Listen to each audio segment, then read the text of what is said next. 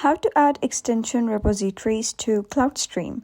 Hello guys, and welcome back to the channel. In today's video, I'm going to show you how you can add extension repositories to Cloudstream. So let's get started. First of all, head over and open your Cloudstream application, and then you're going to click on settings here at the bottom right, and then you're going to click on extensions. Now here you can see that there is no extension installed, so you're going to click on add repository.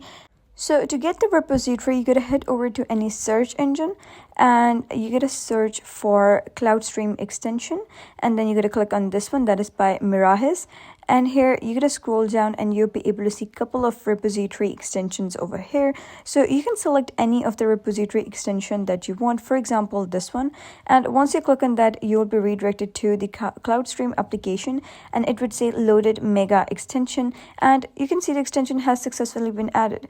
So that is basically how you can add extension repositories on Cloudstream. So if you found this guide helpful, give it a thumbs up and don't forget to subscribe for more helpful tutorials. I'll see you in the next video.